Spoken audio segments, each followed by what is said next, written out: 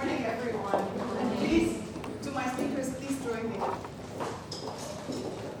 Good morning, everyone. It's so lovely to be here. I love the light and the view is just magical. So I think it's like the perfect day and the perfect room to have this inspirational discussion. First of all, I want to thank you for attending this very intimate and inspirational conversation. I want to thank Rixos The Palm. I want to thank Catch International for having us. And yes, I want to thank our speakers this morning. So my name is Mariam Farag, and I'm a brand specialist and also communication advisor. I'm a humanitarian, I'm a mother, and I love moderating panels with stories and realities and challenges and opportunities. So I'm happy to be with you this morning. And I would like to introduce our panelists briefly because they all have amazing bios, so I will take forever to actually cover everything. But Ramia Farrage, on my left. Ramia is the senior producer and presenter at Forbes Middle East, as well as an MC and moderator with a long history of hosting a variety of public and private sector events. From its launch in 2007 until 2021, Ramia led the Emirates News broadcast on Dubai One TV as the presenter and news bulletin editor. Welcome, Ramia. Thank you so much. I'm so happy to be here. And next I have Emilia Ohrtmann, is on a mission. She's a friend as well, so it's lovely to have her today. Emilia is on a mission to help women around the world to live their lives with confidence, energy, and positivity by delivering minimalistic, high-quality fashion essentials right to their doorstep. Emilia's story and inspiration for her clothing brand was reignited while writing her book, It's Your Life. How to Choose Confidence. The book is about how she chose confidence and her own life and how she follows her dreams and how you can do it too. Welcome, Emilia. Thanks for having me. Last but not least, Alanoud Alhashmi, Chief Executive Officer of the Futurist Company. Alanoud is an Emirati UAE national, thought leader, and serial entrepreneur with a digital technology transformation futuristic focus. Over the past 15 years, she held an array of strategic leadership positions that drastically contributed to Dubai's and the UAE media, business, and creative production scene. She built her extensive leadership portfolio and experience through various roles in institutions affiliated with the business, entrepreneurship, and media scene in the UAE. Welcome, Anna. Thank you. Pleasure to be here. So, this morning I have a bit of general questions, but also very specific questions. And the way I like to moderate the panels is to dig deep. So, not necessarily, the overall objective of the story, but really to go deep and reach into the gut of the story. I know, Ramia, I would like to start with you. How do you see our society encouraging women to evolve and thrive? Because we've been talking for the past decades on women empowerment, and empowerment itself now as a terminology or a word is changing and evolving. I'm for one, shying away from empowerment, and I'm more into women in leadership, women in business, women in media. So really to specify women in life. So if you can give us your insight on how do you see our society encouraging women to evolve and thrive these days? I think it's wonderful that you can be so specific, and primarily I think that we're really shedding our gender roles. Expectations of women's behavior is changing. I think decreasingly we're expected to spend the majority of our time caring for children and doing domestic work, and increasingly we're expected to contribute actually financially on a micro level to our family units, but on a macro level to the world economy. And I don't think that this is a philanthropical initiative on behalf of the men in the world or a human rights issue. I think that we are badly needed as contributors to global GDP. And if women and men were on par, working equally, by 2025, the World Economic Forum says that we would add $28 trillion to global GDP. This is so badly needed, especially in the post-pandemic world, especially now as the repercussions of the Russia-Ukraine war are being felt around the world. And I think that the UAE is an incredible role model when it comes to this specifically, because when I came to the UAE 20 years ago, there was one woman in a female leadership position. Let's use that term for the rest of this panel. I love that. It was Sheikh Alanoud Alhashmi. She is the niece of the ruler of Sharjah, and she was the Minister of Economy at that time. She was the only female minister in the UAE at that time. Now you have half of the Federal National Council comprised of women. The Speaker of the FNC is a woman. You have the major UAE-led initiatives of this time, which are Expo 2020 Dubai, the Mars mission, being female-led. So I feel like the government here has done a fantastic job empowering women, and if this continues, then the other countries in this region could actually use the UAE as a country which they could emulate and a country from which to take best practices. Absolutely, I so agree with you. I mean, we look at all the very key leadership roles in the UAE, and they are all led by women. Absolutely, and Alanoud, this takes me to my next question, really. Being a UAE national, being an Emirati woman, witnessing the whole change and development and so on, we see it from leadership, right? This is a leadership movement. But what about society? Because we always struggle between leadership and the vision and overall vision to the societal challenges and barriers that we find. So what can be done by society to encourage women to further put forward their specific talents, really as collectively? So I think a lot of people who maybe, not from the UAE, but I know a lot of people who have lived in the UAE for a very long time. So they would understand how the society is. Nevertheless, I think maybe sometimes sharing some insights from an experience can actually tell a lot. So my grandmother lived in a house, my mom actually lived in a house made of palm trees. So this is how life was back then. And then to see how that evolved, women were empowered even back then. They did not lack power. My grandmother had her camel when she would go to the desert on her camels to feed them. So they were leading. They were not stuck at home or not allowed to do anything. We were able to do anything we wanted. There's some barriers to modesty maybe, or conservative approach to certain things, but women were able to speak. There was poets, female poets in the UAE existed before 1971, and that's the actual national day, that's the inception of the UAE. So women had their throats. I think what evolved, there are so many aspects and so many impacts came from different, let's say, sources, but the most important and crucial thing is women have a voice, and women are the mothers, they're the sisters, they're the daughters, they raise the children, so they have a huge impact. Sheikh Zayed, may his soul rest in peace, he knew that. In 1968, before, when they decided that there's going to be UAE, before the UAE even was inaugurated, he had an Emirati woman representing the UAE in a media event. Salah Seri was the first Emirati media personnel traveling, going to Cairo, going to different places. So there was not such of a barrier, but it was, what we believed in a society point of view is you decide if you want to be out there. So because a mother's role is not less than someone, a CEO, you know what I mean? It's not less at all. She has an impact, she has a role in the society.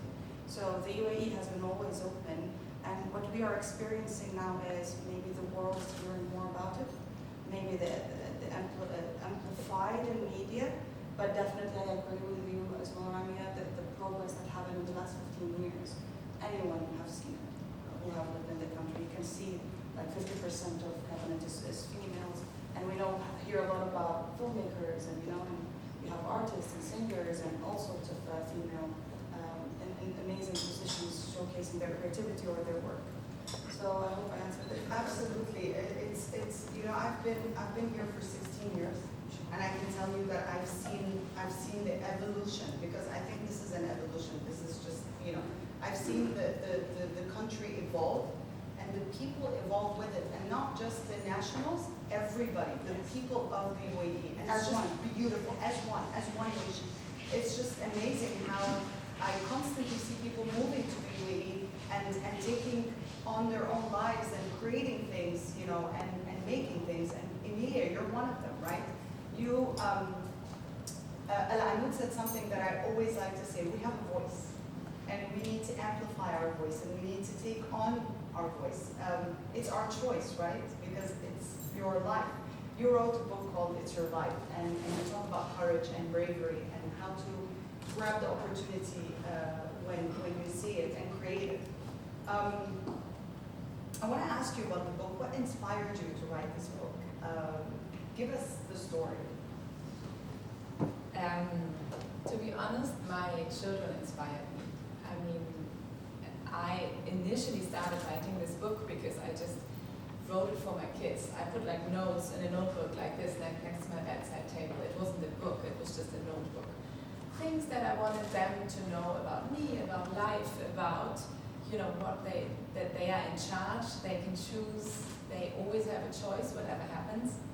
So that was the initial thing, just so, in case I'm not there one day, you know, they can read these notes. That was the initial idea. And then I started for my own business. I started blogging more. I started Instagram, you know, all these social media things. I started being more personal, sharing more personal things, and people started resonating, especially women, of course.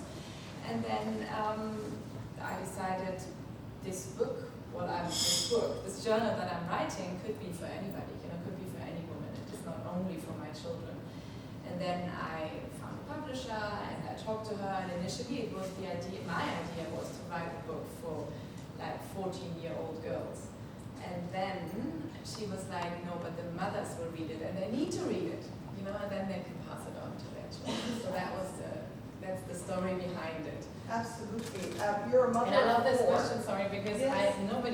not many people have asked me the story behind. Yeah, because I always wondered, because we know each other because we're mothers, and you know our kids went to school together and they play together. So, but I've always wondered, because it's such a powerful title. It's your life, and that's exactly what we try to teach our kids: is that take on an adventure, take risks, just go out there.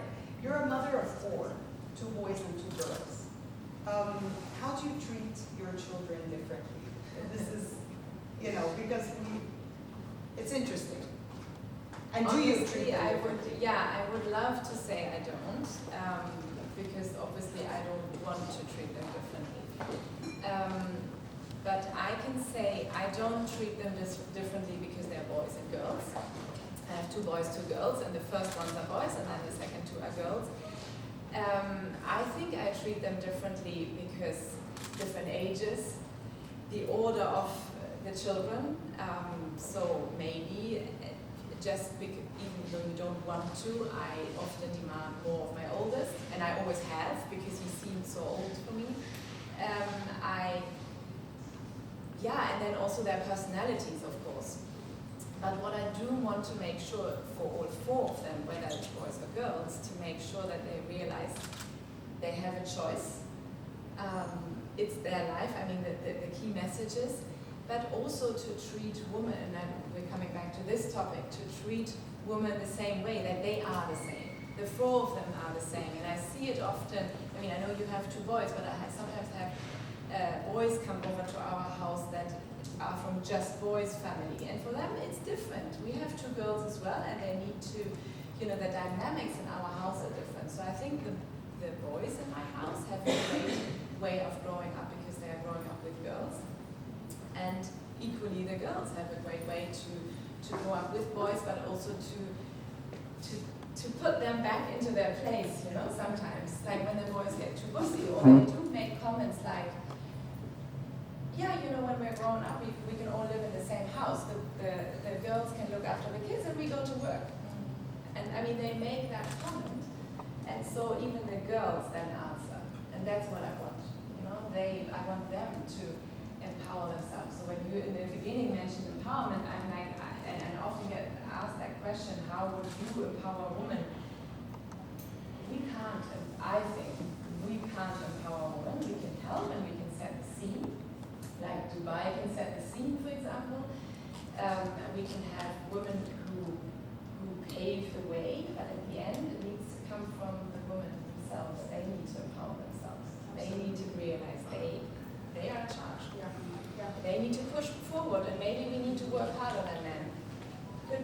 then Amen to that, because we do. So let me tell you for a fact, you know, I can see it, it's, you know, I mean, no offense to men, I mean, we need you as much as you need us, but we do work thrice as harder than any other male out there because of the, you know, still societal barriers and responsibilities that we have. Ramia, we were talking about post-COVID challenges and how COVID really affected, you know, economies, families, mental health, everything. You know, we've all been globally shaken a little bit. I have a question because we talked about challenges and opportunities, and I wanted to ask you, how can we, or how do you think we can turn the challenges thrown at us? And this is something that I'm very passionate about. Turning it into opportunities. How can we maneuver, you know, as women, but also as people?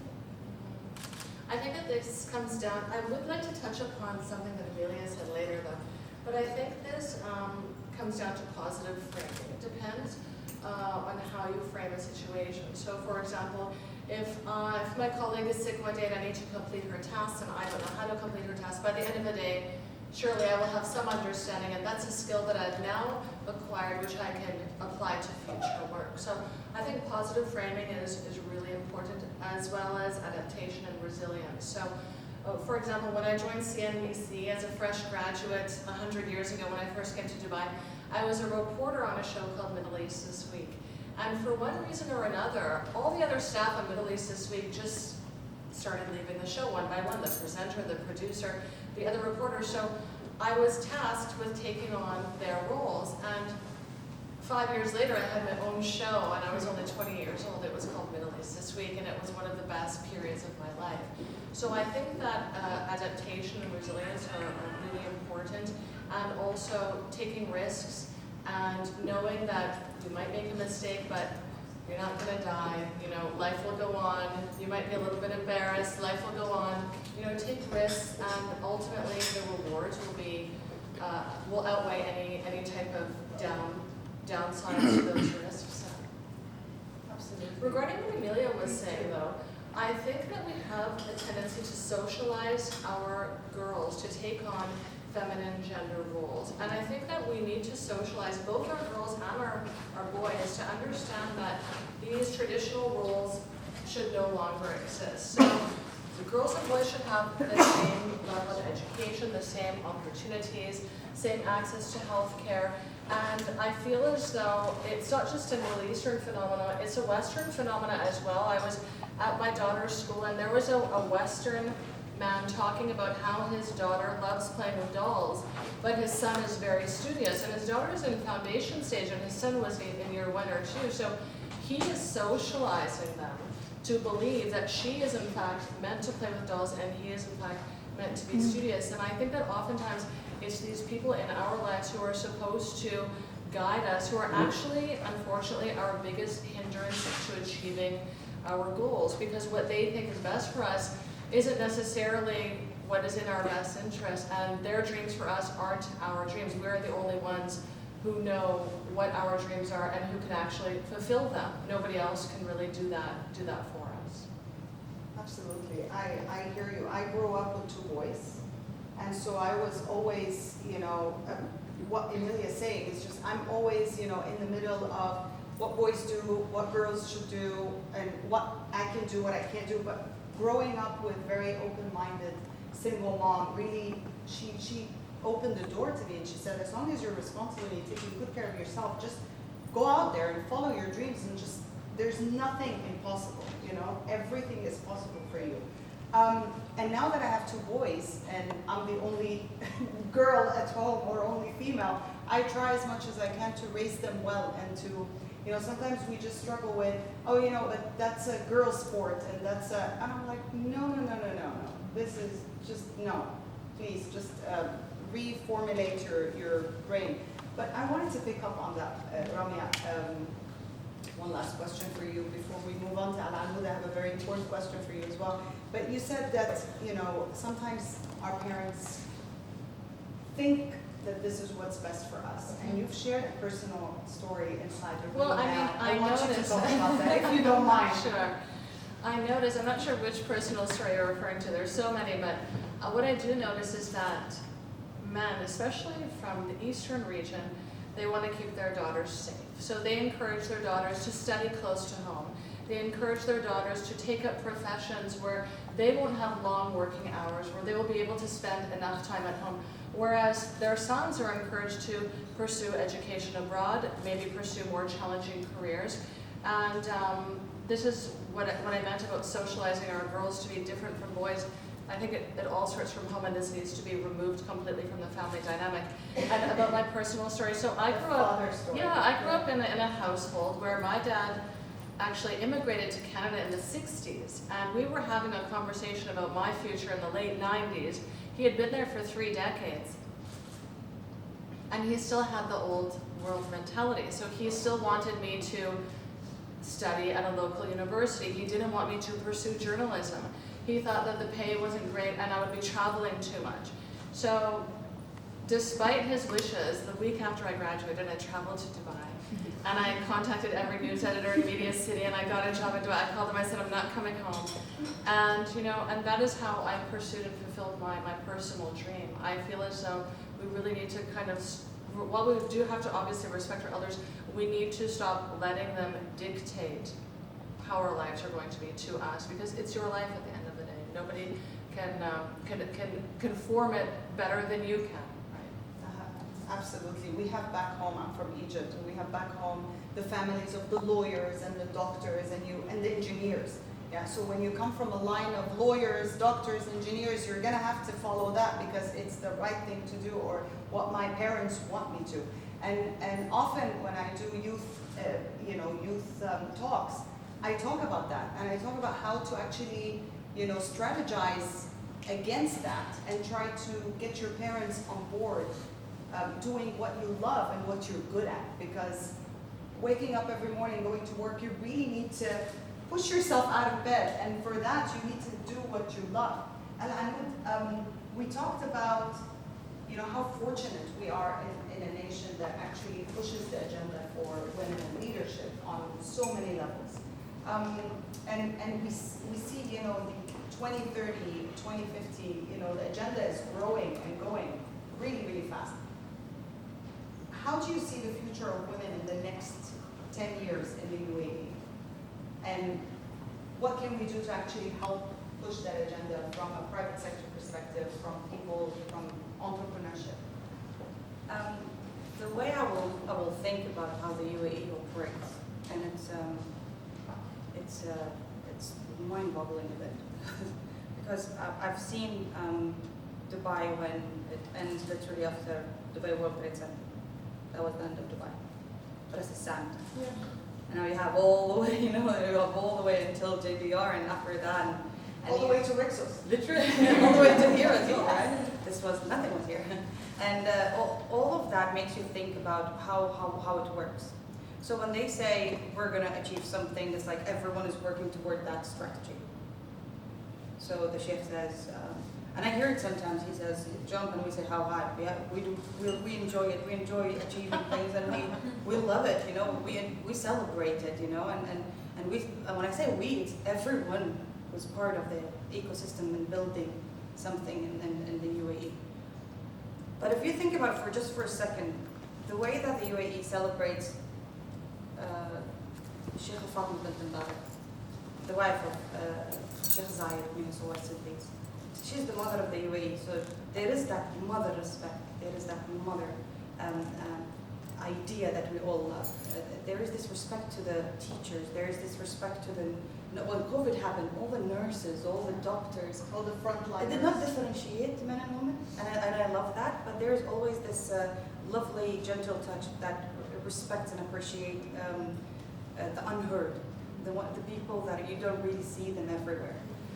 Why I'm saying this, looking at the strategies that we have, so we have 2050, the carbon neutral, we have 300 billion manufacturing strategy, we have 2171, it's a 100-year strategy for space sector, to develop the space sector, so we're thinking 100 years.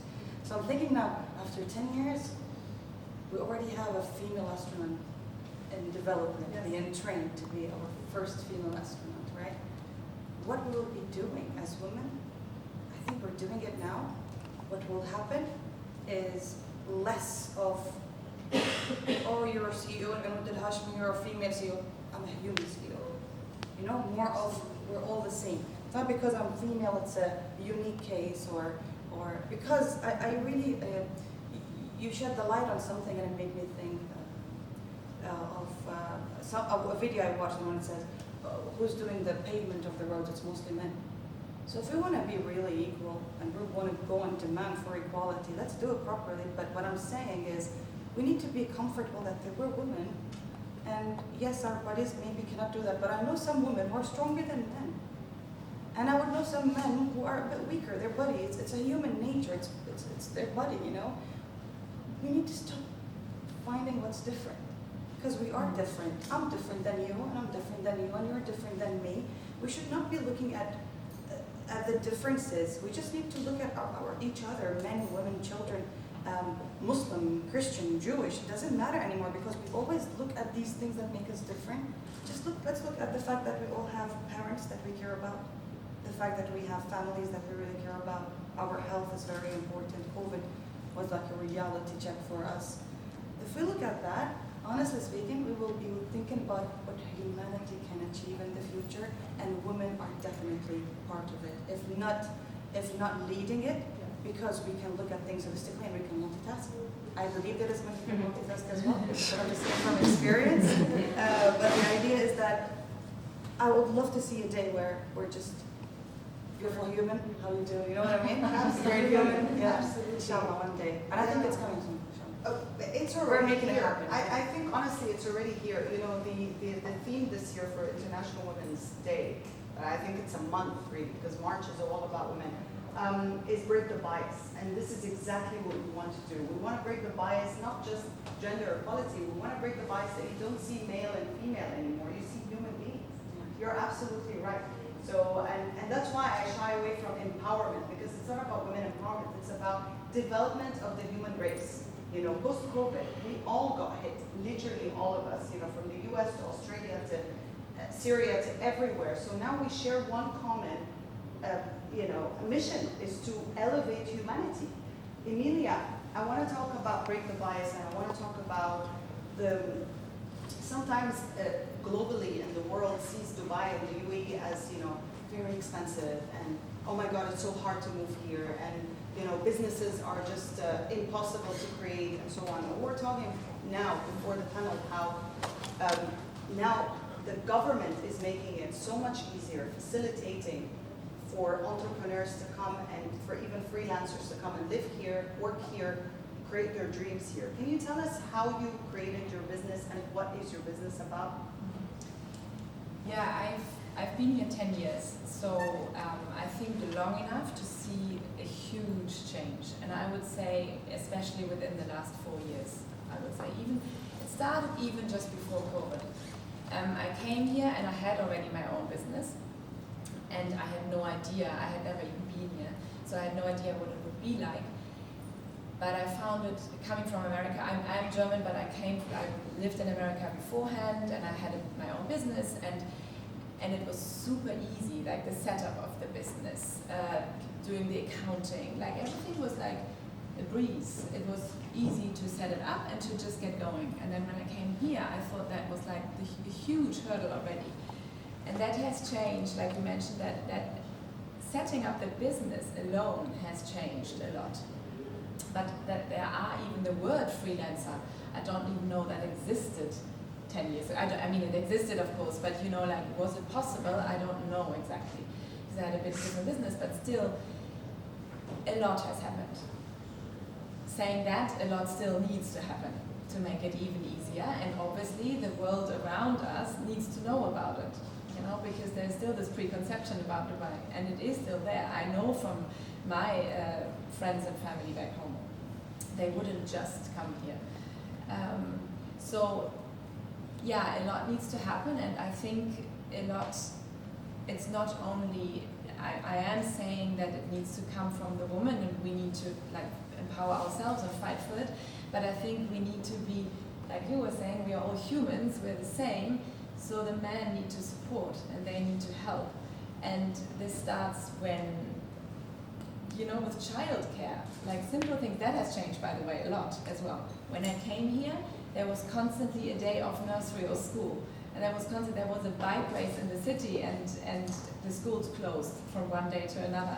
And I was like, how am I supposed to work here when the school is always closing, and my husband was sent here as an expat, so he was supposed to go to work. There was no, there was no excuse. So that needs to change as well, and that was really evident again during COVID, that in some jobs, and I'm not even saying it's just jobs for men, in some jobs, the employers just expected their employees to come back as soon as it was possible again. Well, the kids were still at home, so it just wasn't possible. So of course, the women or the freelancers or the people working from home or having their own business, they had to stay home and look after the kids. And so I think, even though I also saw the same thing happening in Germany, a lot needs to happen there still. Yeah, and now I didn't really answer your 100% your question.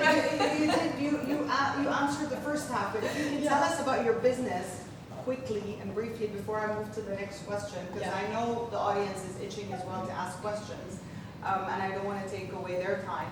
But can you tell us about your business, because it's so interesting, and I want everybody here to know. And why did you start this line of business to begin with? So I've always been working in the textile industry as a buyer, and always with textiles and fashion. That's my background. But then I did something different, and then I wrote this book where I was telling my kids and everybody else, follow your dreams, do what you're passionate about. And then I was like, you know what, and I'm not doing it anymore. I have done it, but I'm not doing it anymore. Life just have happened, I moved with my husband, I'm like classic expat wife, and that's when I was like, just go for it, just do it. And then I started creating my own clothing line, and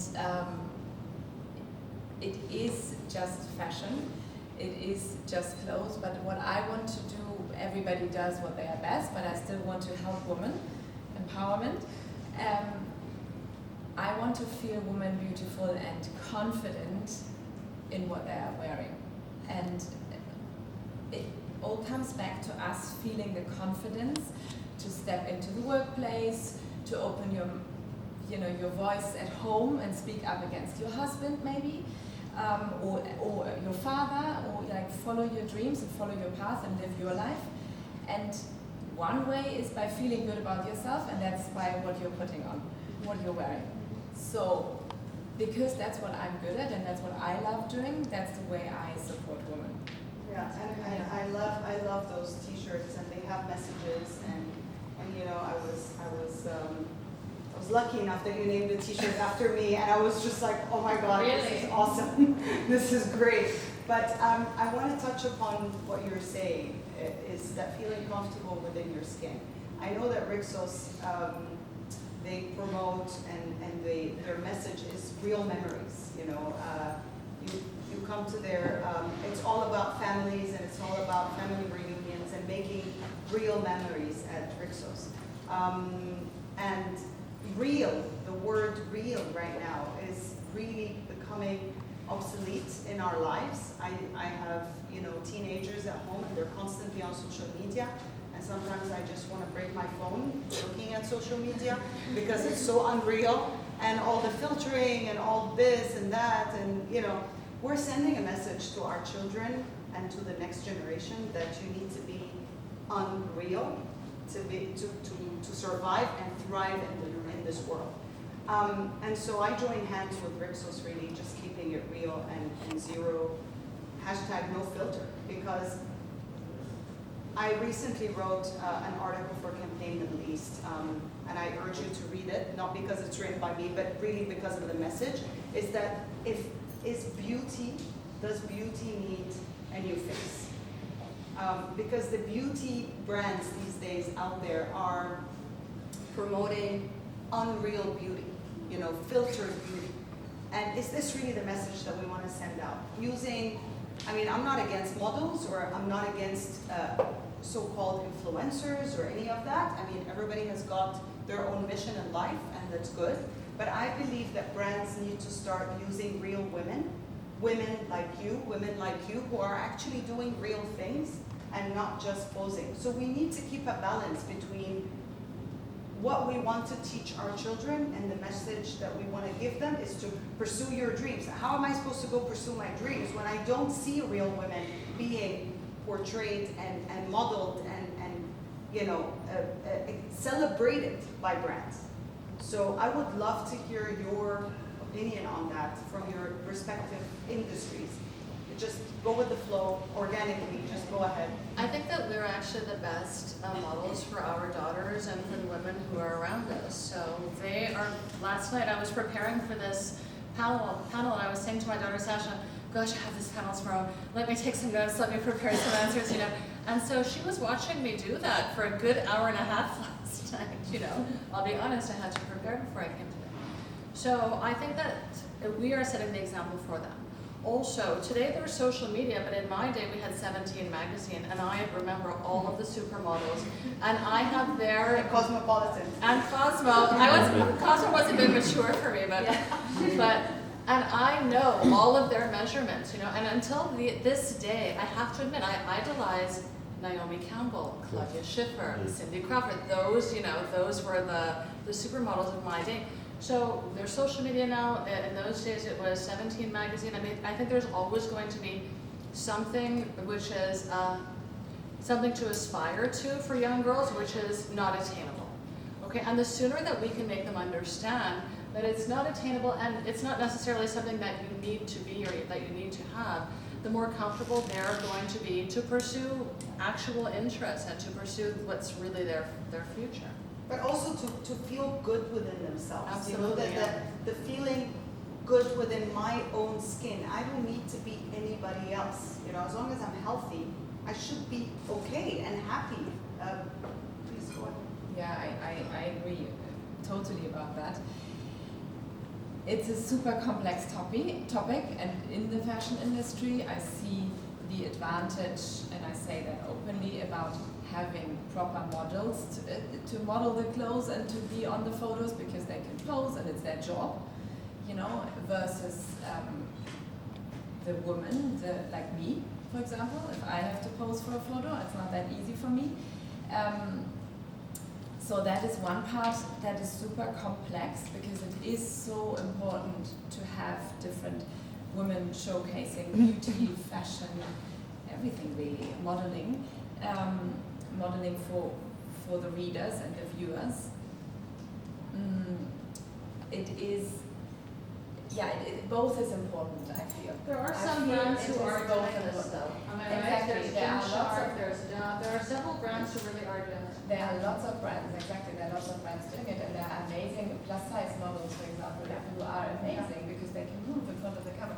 That's one part, but I think another part comes in where we as parents and society really needs to help understand all kids, and not only girls, boys as well, that this is not the norm, that it's their job, and there are women and men who have other jobs, you know, like that. I mean, like you said, I looked at magazines and wanted to look like Claudia Schiffer, for example, you know, but it's not possible. She's her and I'm me, you know, like, so that's what the book again is about, to feel confident in your own skin and with your abilities. And maybe you are a good tennis player, you know, or a football player, and you have the muscles, like, you know, like The Williams sisters, right? yeah, They're exactly. a great example.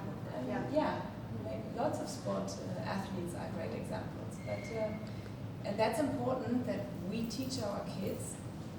You don't have to look like a person in a magazine. You look like yourself. You're you. Behave like yourself, and that's important. Yeah, and that, so they know that, and they can also teach their friends. You know, it's not only about teaching us. It's us living it. It's us teaching it, and it's then for the kids to learn to pass it on, for the teachers to live that way. Absolutely. Well, was just thinking, listening to you guys, and I have so many thoughts. I'm not joking. If someone sits inside, you won't be able to what's going on. I was thinking of what all of you ladies said, and what comes and resonates with me is two things. We need to break the wheel. If someone like our parents, and I went through my own experiences as well, I wanted to be a pilot. My dad said, I don't have a daughter that would be a pilot. And I was not able to be a pilot. Nevertheless, in 2017, I flew a plane because I just wanted to do it. So I ticked that box. Amazing. You know, I just ticked that box. Well done. But what I want to say is, don't allow, it's human nature, what you receive, to give back. Or because it automatically happens. So mental health is very important, to be able to understand that that thing that affected you, the negative impact on your life, to stop it and block it. And for your children, because you're responsible for your children to create something totally new. What's right? So we're talking about the region. And I don't think everyone is here from the region, so this might be insightful. The region always have been known for math, algebra, science, astrology, always been known, medicine. I was reading a book to understand what happened, why it stopped. Women were not empowered. Women were empowered back then. Women were teaching, they were in university, I got this one saying that. They were teaching, they were in universities, they were out there.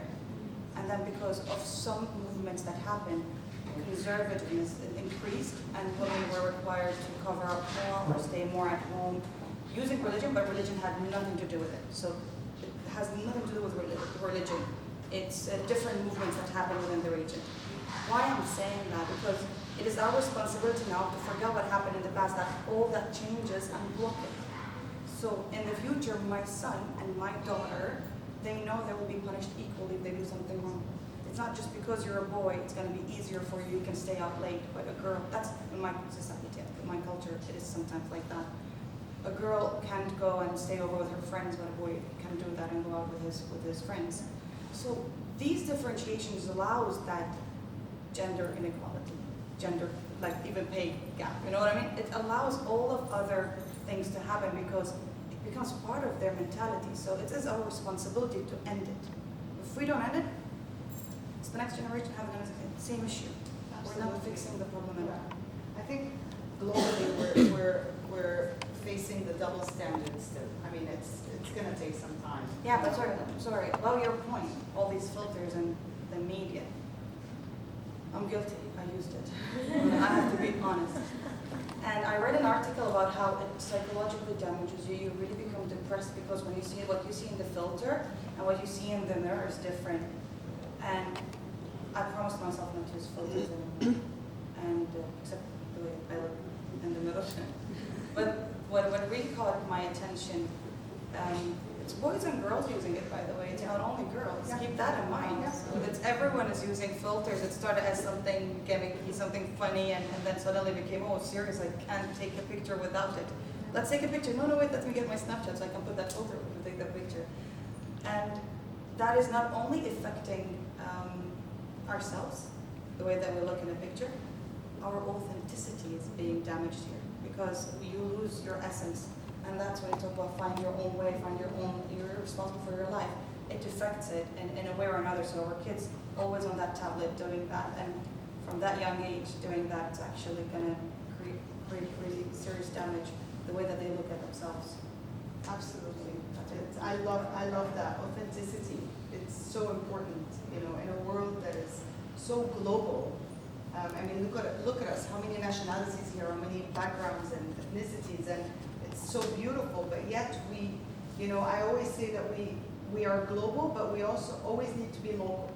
So never forget your past and never, let go of your identity because that's who you are. But also, react to react to the ever-changing outside. I want to open for our audience to ask any questions, and we have so many hands that, and then I will finish with the question that I have for everyone. Yeah, Ramia, you're not going to be all these. She didn't tell us about that one. If anybody has any question, please go ahead. Yeah, I'm Hassan. I'm a new husband. So I came here. Thank you so much. Thank you. I came here because Paving the Way. I see the way it's a journey.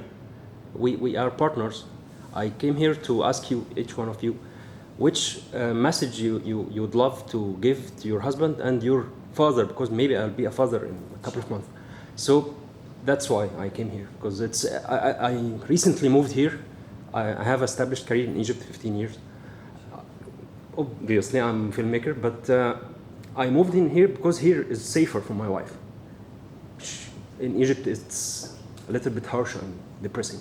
That's why here she can walk in the street, she can work, she can live. That's why I'm asking you. Thank you. It's beautiful. I think that's you just said a beautiful sentence. I wanted here because you wanted to keep her safe. Yes. That's very beautiful. Thank you. But best advice from someone failed in one marriage only. Me too. I think communication is very important. Having a dialogue both ways, not one way. And I love this because it's very important for me. And it's like a tattoo that to me. It's like a statement that says, conflict delayed is conflict multiplied. Deal with every problem at a time. Don't allow them to Accumulate. That's my most important advice. Thank you so much. I appreciate it. Thank you. And I want to add, I think at the moment you are on a great path. I mean, you came here and you mentioned that your wife can work here, which Yeah. is great. So you're like equal here. Yes, yes. So I think what I saw in Germany when I was younger and what I'm often still seeing here is until when we're married and until we have kids, we are both equal as a married couple. You know, we are like, we have jobs, we have our independent lives and we join them together, but we are equal, most likely still. Once we have kids, then everything changes here. And I'm like the person here who talks about the maternal bias side. But once we have kids, it often changes. And it changes without, and it's both people's, or husbands and wives' fault, I feel. It often changes because then automatically the wife stays home with the child longer. She wants to, she chooses. Often it's an easy way out. You know, she might have come from a stressful, like I came from a super stressful job. So for me, it was an easy way out. I totally admit it. But it's important for you later on, once you have kids, to again think about your wife, how she can go back into the workplace, how you can live this equal life, both look after their children. And yeah, just be equal again, still. Thank you. I think inherently women aim to please, and I think that we're socialized from a very young age to please people. And so once you go into a marriage and you're focused on pleasing your husband and making sure that he's happy, you end up sacrificing a lot of your own needs and desires. So if you want to make the marriage work, assume that she is going into the marriage with a pure heart and aiming to please you. So, try to accommodate her as much as you can. Try to consider how she feels before you, make any major decisions. Do everything with her as a partner in a partnership. As long as you kind of put her first. I mean, you don't have to tell her you're putting her first, but in the back of your mind, if you put her feelings first, she's gonna love you forever. Thank you so much. Thank you. I appreciate it. Thank you. Thank you so much. Any other questions, any other remarks? You didn't ask, Mariam. No, I'm just the moderator. All right. I'll tell you after. All right. Please go ahead. So I have a question, because now in social media we discussed a little bit about filters, right? Also we're talking about here about not empowering, but giving people the tools that they need to make decisions for themselves. So now with social media, people have been wanting to change the way they look. So now that you all have kids, whether it's men or women, how would you then let them know, how do you give them the opportunity to make the choice for themselves? What if they believe that this is the choice that they want to make, because this is how they want to look, and social media has caused that a lot for people to change the way they look. So now that you all have kids, how would you deal with that with your children? What if it's something that they really believe that they want to do? Because you want your children to be independent and make their own choices. So I'm curious as to what advice you would give either your daughters or your sons to deal with that. I mean, I don't think it would be wrong to discourage anyone from changing the way they look if there's something that they're really unhappy with, you know. And it's the gift of plastic surgery, right? We've had it for decades, even before social media. I don't think there's anything really necessarily wrong with that, but when young children decide that they want to change the way that they look based on somebody that they idol on social media, that's definitely a problem. And I would just, I mean, I haven't encountered that yet, but I would just suggest that they, you know, wait until they're a little bit older to make that decision. Wait until they really grow into their skin, or their teeth grow out properly, or their hair grows out properly, before they make a decision on changing something, which will be a permanent, you know, a permanent thing.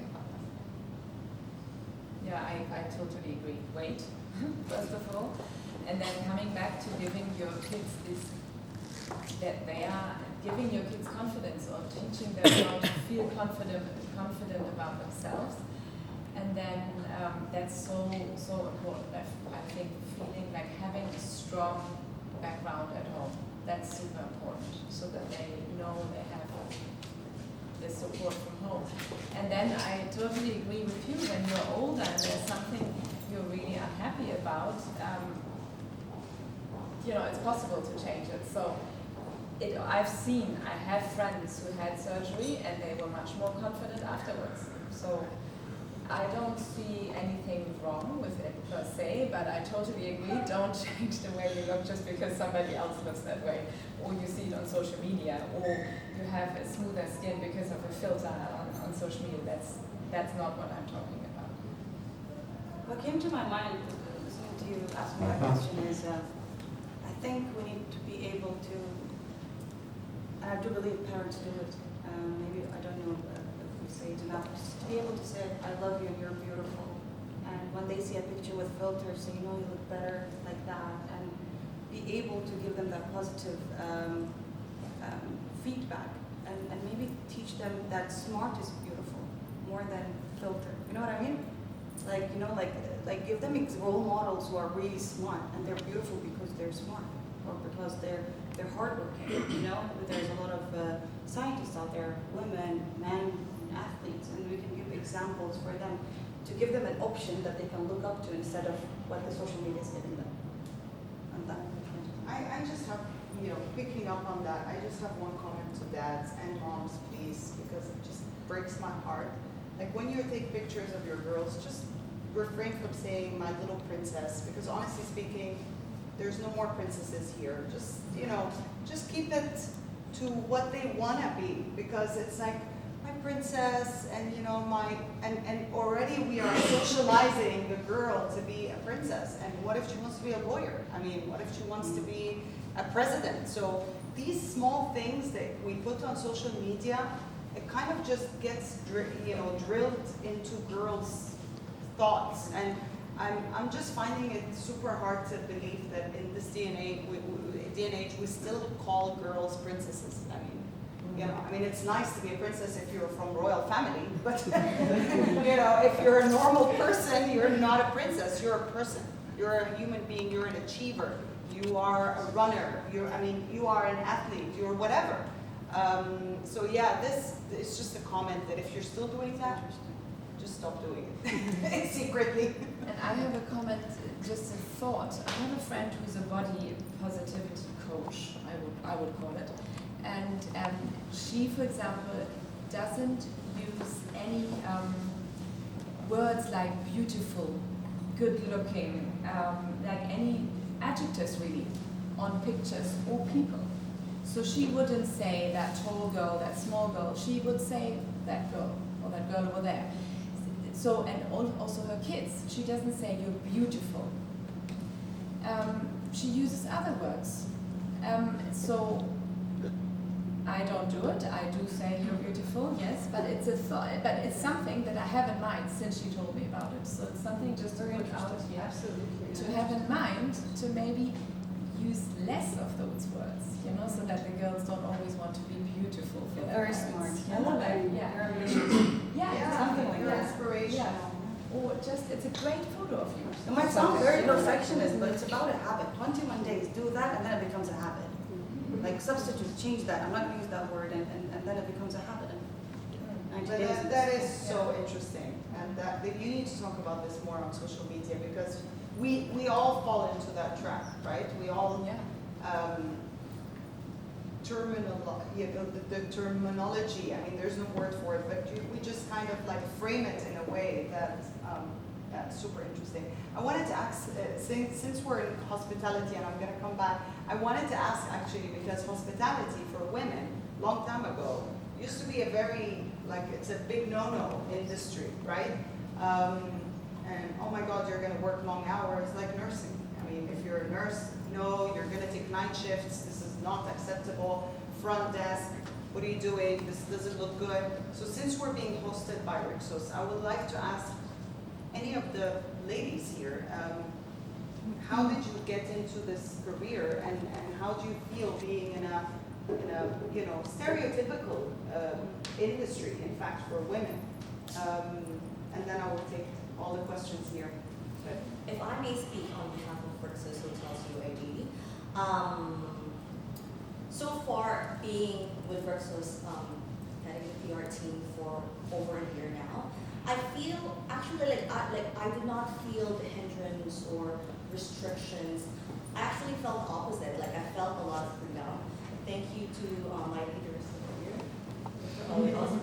You know, like I feel actually it's like being put in this role, into this leadership role. I felt I was given a lot of freedom, and for me to be given that freedom, it's just like really working your ass off, like really proving your work through results, and really through establishing relationships with your colleagues, leaders across all properties, as like we deal with multiple properties in the region, and we're expanding exponentially as well. So it's just being able, like your work speaks for yourself. It doesn't really matter if you're a woman, you're a man, like whatever nationality you're from, your background, you know, it's like, and also I find Rixos Hotels UAE, like they're all about giving people opportunities, being able to really find new career paths, and really discovering what they're good at, and really like just maximizing the potential, like their own potential. And I feel like I have people here in the room who can speak for themselves as well as to how this platform and this establishment really gave them the opportunity to reach for the skies. Yeah. The reason why I'm asking is because I do a lot of youth development courses around the region, and one of the things that we open them up to different industries and educating them on what type of jobs are in those industries. So this hospitality was one of them, and a lot of the times that I had the barriers or the questions of, do I have to do a night shift, or am I going to be in housekeeping? And you know, I'm a girl. How am I going to explain to my father or my mother that so it became so interesting for me to actually dig deep into that industry. And I saw that when we educated the parents and the families on the work, and when we took on interns from young ages to come and do a hop from one job to the other for like 3 months or 1 month or whatever, it becomes easier, a process of hiring and creating more jobs for women in hospitality, but then, you know, in film, in creative, I mean, it's just, you know, like you said, it's no job or a nationality. It's, you know, you can be a director and stay up all night in a shoot, and that's okay. I mean, we're in 2022. Patrick? I just wanted actually to add, you know, to one of the topics, obviously the beauty and somehow aspiring and comparing yourself, that it's just my personal observation, that I believe that each of us have like a very specific gift for our own journey, you know, and actually comparing ourselves to someone else, we are taking away the attention from actually realizing who we are and which kind of gifts we have. And sometimes we just need the moment of, you know, aha moment, Yes. which for example I had when, so aside of leading the catch office here in Dubai, I'm also a polo player, okay? And when I was little, of course, I was looking at all those models and I wanted to be skinny like that. And actually in the moment when I got kicked by the horse and I flew through the air, ended up on the ground and actually stood on my feet again, I realized how blessed and lucky I am that my structure is strong, that my bones are strong, that actually I have everything I need to do things I love to do and what I want to do. So it's just like coming back, let's not compare ourselves with someone else, but just let's observe like what do I have as my own gift? It was just to reflect No, on. but this is beautiful because you turned something into positive. You turned something that you thought was negative into super positivity. Exactly. Yeah, thank you for He sharing actually that. needed a horse kick to realize. It's interesting. Yeah. And don't you look like a bull? I mean, you do. You look it. It's insane how much you have that persona. You have that energy. We have a question here. Yes, please go ahead. Another question from Men's Corner. Great. Hi, this is Ejaz Ali. I'm a media person, actually. First of all, I congratulate Rixos and especially Mr. Ali and Mary that they have organized such a wonderful event in connection of Women's World Day, International Day. So my question, I always put this question to my wife as well, because she's a woman actress and she's a very popular and renowned leader in Pakistan. And she is working for women not only in the Pakistan, but in other countries as well. And she is representing Pakistan on government level. There's women caucus. So I always put a question in lighter mode to her. You know that we are running through a digital era right now. So we have numbers of times reported many cases of women violence in different countries. We have visited in Africa, in Europe and USA and other countries. Not much cases of women violence, but in Asia and in Africa, there are a number of cases we are reporting. But presently, we have seen numbers of cases of man violence, even in Pakistan and Asia, other countries, India and other countries, Bangladesh, Sri Lanka. I visited Sri Lanka, Bangladesh and other countries as well, and we have reported it. So I always put this question to my wife as well. Is you always asking women violence against women, but what about the violence against men? So this is question from you as well, because you know you cannot separate a community who is looking after their kids, their houses, their families. It's men. I'm asking about men. No doubt about it. There's a big role of woman. Woman is a mother. She's a daughter. She's a wife. Okay, but where is the man? Why don't you separate this important part of the family and part of the world? It's men. When there is violence against men, then what should we do? We are asking only for the men, for the women. We respect it, and I'm proud that respected sister telling us about the UAE government's steps about women's what they have taken steps about women, and these kind of steps they are taken by other governments as well. But question is here: this what about the violence against men? Do you mean domestic violence? Like violence at home, or do you mean violence in general? Yes. Domestic violence, yeah. Yes. If anybody wants to take that I question. think it's a really interesting question. It's something that usually we don't address, and me being coming from the media, I think. Sorry, I'm telling you one case. There are many cases, but I'm telling one case in Pakistan that is happening in Karachi. It's the capital of Sindh and the seventh largest city of the world. There's a woman.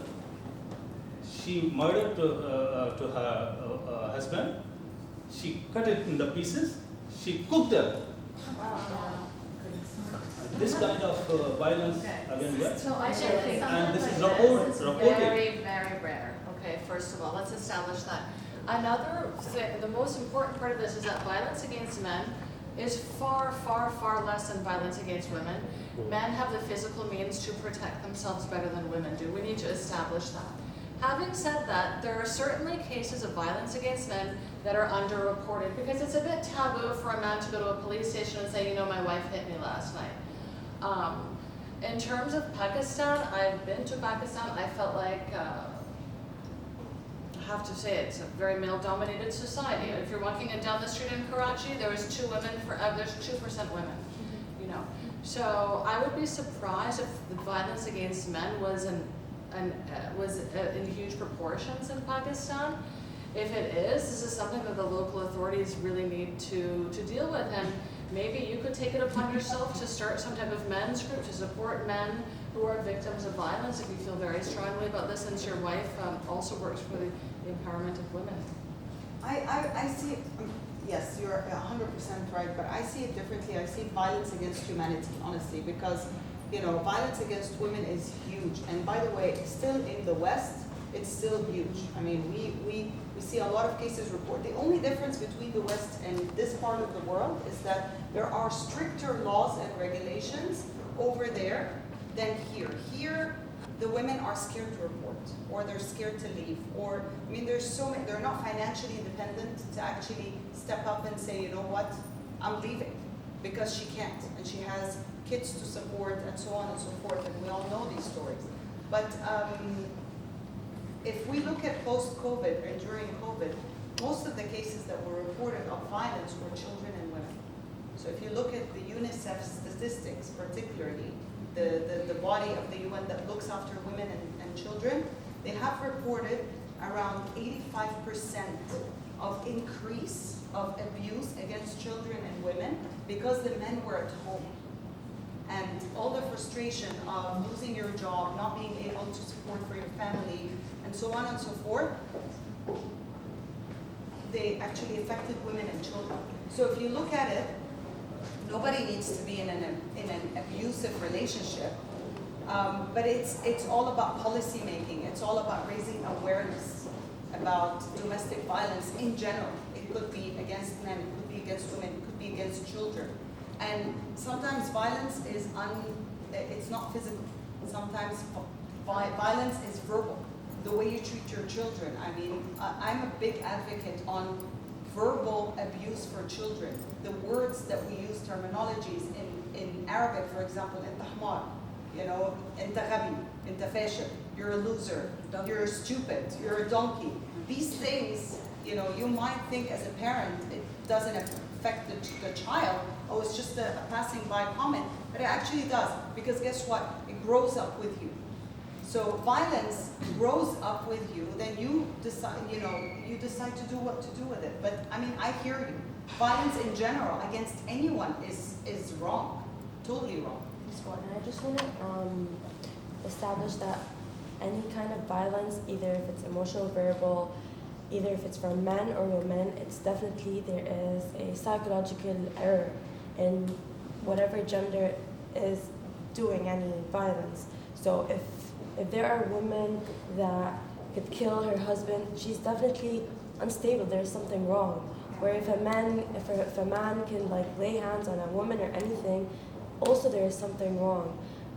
And definitely words do affect or have either it's positive or negative impact. But definitely because it's negative could have a stronger impact than positive impact. Like it could affect if I tell someone that, yeah, you are definitely not gonna work in this, or you're not.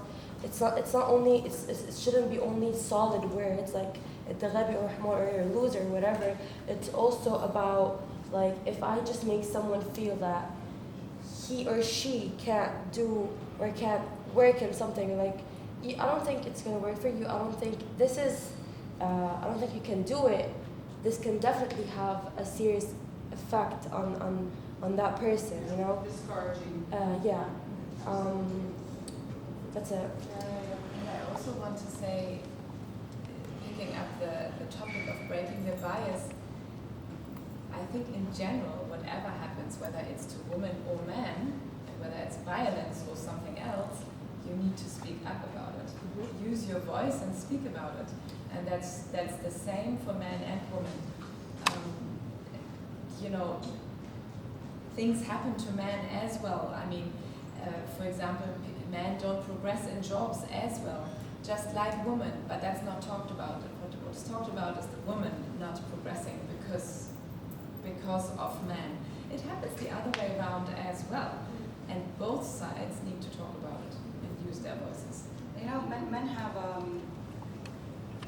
men are part of the society fabric. You know, there are fathers, or husbands, brothers, and sons, and we need to work together. But you said something very interesting. I was listening to you and I was thinking, women are fighting for women, so why men are not fighting for men? But that goes back to the way that men handle things. They'd rather stay quiet and not talk about it. This is why suicide attempts and depression is higher with men, because they don't want to speak if there's something wrong. So I think that men should be able to stand up and realize that there's weaknesses. Only then you can fix these things. And there's in the situation you mentioned, there's so many aspects. There's the education aspect, geopolitical aspect. There is the awareness aspect. But I do believe violence. I'm not going to say through the history or say anything negative, but if we look into any person who would do something violent, they either received it or they were taught it, and they learned it from someone. So there is a problem, so that we need to fix. This is the point that we discussed earlier. Break that cycle with your children, so you create a generation that doesn't allow differentiation between men and women. They have to respect each other. It doesn't matter. A rejuvenated mindset, basically. Yeah, 100%. One last comment, and then I'm going to have to close, and then we can all network and have some food and enjoy. I don't have much to say, but I was interestingly listening to you guys, and impressively how you have been portraying your journey throughout the life. So just one depression talk, you know, like our faces, I was just looking all of us that our faces have just turned depressed within a second. Yes. And how positively you were talking about the empowerment of women, about children, about raising the society, everything. So just one negative impact or a negative talk. So this what I just wanted to place important sentence over here, that the impact when we sit with the surroundings, that has a very positive impact on your lives, on your, even when you're positively happy, when you just go back to your home. So apparently you are so healthy, and you can teach your kids, even you don't feel tired or something. But like how we were just talking about, so it was just giving me goosebumps. So one depression talk was just like everyone's mood was so depressed. I think we should end up with a happy note. Absolutely. No, I agree. I mean, look, we live in a world where there is the good and the bad and the evil and the the scary and we live in a world that has everything, right?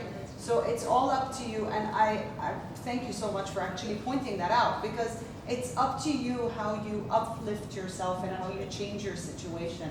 It's very true, because sometimes we just, all news is bad news now, right? 99% of Always the news. ends the my bulletin God. on a happiest story. Yeah, because we have fatigue, emotional fatigue of what's happening in the world, and now with all the political unsettlement and so on, it's just, So thank you so much for that. It's so true. We all need to uplift our spirits and take it one step at a time. I want to end our amazing, dialogue today, and thank you so much for your time and energy and experience and passion.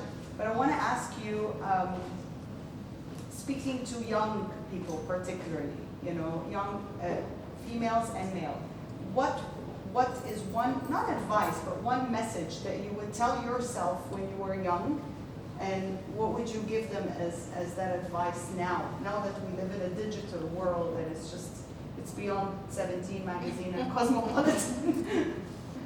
I would say that every young person really needs to trust their instinct. It's the most accurate indicator of how you should proceed in life. I've always trusted my instinct, and when I took the advice of others, I have to say, things just didn't work out. Yeah. But the times when I really trusted my instinct and did what I felt was best for me are the times when I found success and happiness. I could say super easily, follow your dream and follow your passion. That's how I end my book. which is actually true for myself as well, because this passion that I'm doing now has been my dream and my passion for a long time. But to be more specific, I would say, to a young girl and to myself also, but also to my kids, I would say, when you have kids, don't stop working. Stay in the workforce somehow, or network, or get back into the workforce 1 year later, but do not stop. I think that's so important here for the society here, because it's still so many expat wives. Do not just stop and hand everything, all the responsibilities, all the money responsibilities to the husband. Just stay in there. You are, like what I was saying earlier, you are equal.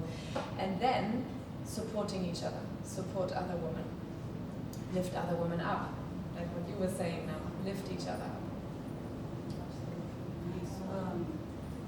Yes, you don't do anything for me. I'm like, what am I going to say? That's what I sat here, Good move. I think being authentic with yourself. It took me 10 years to know myself in a journey, and it can be tough. I had a lot of ups and downs, but to know yourself, you will know what you're capable of doing, and you will be able to understand what makes you happy and what doesn't make you happy. Once you're not talk to yourself and understand who you are, don't let the society or media decide what you are. Find out. Once you find out, nothing can change you. You will be able to flourish, and you'll be able to follow your dreams, and then you can do this and do that after that. But this is the best thing, because it changed my life. Honestly speaking, I was trying to please mom, dad, society, people at work, my boss, and then I realized I'm being spread thin and diluted, and where am I now? So find yourself and find it, and you will love yourself then, and no filter is going to change that. Yeah, absolutely. Thank you so much for an amazing, inspirational morning. For me, I enjoyed very, very much moderating. I want to thank Rixos team. I want to thank Catch International. I want to thank all of you who actually came and joined this morning in this wonderful, inspirational, I don't want to say speech or panel. I think it was a conversation. I learned a lot from the three of you, although I follow your journeys, and I'm sure everybody here was inspired as well. And let's now enjoy some moments at Rixos. So, thank you.